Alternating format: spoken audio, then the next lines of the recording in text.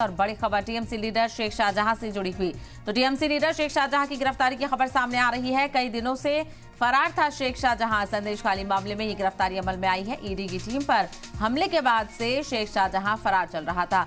55 दिन के बाद पुलिस ने कामयाबी यहां पर हासिल की और 55 दिन बाद शेख शाहजहां की गिरफ्तारी हुई है। हाईकोर्ट ने शेख शाहजहां की गिरफ्तारी का हुक्म दिया था। तो यहां तक कि ईडी और सीबीआई भी शेख शाहजहां की तलाश कर रही है और वो भी गिरफ्तार कर सकती है। तो बड़ी खबर आपको बता रहे हैं, संदेशखाली मामले से जुड़ी हुई ये बड़ी खबर है जहां पर शेख शाहजहां की गिरफ्तारी अमल में आई है।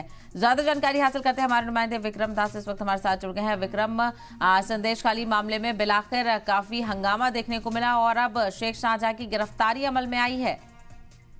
जी बिल्कुल, आपको बता दूं कि शेख शाहजहां को आज सुबह ही गिरफ्तार किया गया राज्य पुलिस की तरफ से, जहां पे हाईकोर्ट की तरफ से पहले ही बोल दिया गया था कि शाहजहां को अरेस्ट करने में कोई रोक नहीं है, चाहे वो राज्य पुलिस हो, चाहे वो सीबीआई हो, चाहे वो ईडी हो।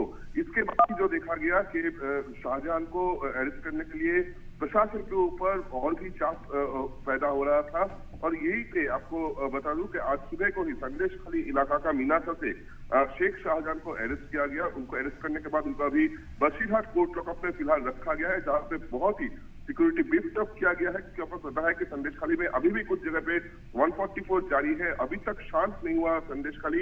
इसी बीच शेख शाहजहां के अरेस्ट के बाद कोई और नई मुसीबत खड़ी ना हो, इसलिए प्रशासन की तरफ से और भी सिक्योरिटी फोर्सेस ब्रीफ अप किया गया है। फिलहाल आज जब शेख शाहजहां को कोर्ट में पेश किया जाएगा, उनको संदेशखाली का ही एक राज्य पुलिस के मामला में अरेस्ट करने के बाद उनको ये प्रोडक्शन होगा, तब पुलिस की तरफ से उनको अपने हिफाजत में लेने के लिए मांग भी होगा। और दूसरी तरफ से आपको बता दो कि ईडी के ऊपर जो हमला हुआ था 5 जनवरी को, वहाँ पे सीआरपीएफ और पत्रकारों के ऊपर भी हमला चलाया गया था। उसके बाद से जब देखा गया कि शेख शाहजहां उनको कहीं उसका पता नहीं लग रहा था, वो लापता हो चुके थे, उसके बाद संदेशखाली का जो महिलाएं हैं वो नई तरह से आरोप लाने शुरू किए, जहां पे शेख शाहजहां उनके भाइयों के खिलाफ आरोप है कि जबरदस्ती जमीनें छीना जाता था गांव वालों से और उसी के साथ साथ महिलाओं को ऊपर अत्याचार किया जाता था। शेख शाहजहां और उनके एसोसिएट ये काम करते थे। ये आरोप से कई दिनों से संदेशखाली अशांत होकर रखा था, जहां पे एक ही मांग था कि शेख शाहजहां को अरेस्ट किया जाए। इसी के बाद जो देखा गया कि कोर्ट की तरफ से डायरेक्शन दिया गया कि जो भी हो, वो राज्य पुलिस हो, वो सीबीआई हो, ईडी हो, शाहजहां को अरेस्ट करने में कोई रोक नहीं है।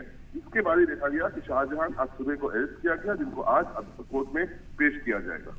बिल्कुल, आज कोर्ट में पेश किया जाएगा। सबकी निगाहें इसी पर बनी रहेंगी और वहीं बड़ी कामयाबी इसको पुलिस के लिए माना जा रहा है, क्योंकि 55 दिन के बाद ये गिरफ्तारी हुई है। कहीं ना कहीं पुलिस के लिए भी ये बड़ा चैलेंज था शेख शाहजहां को गिरफ्तार करना।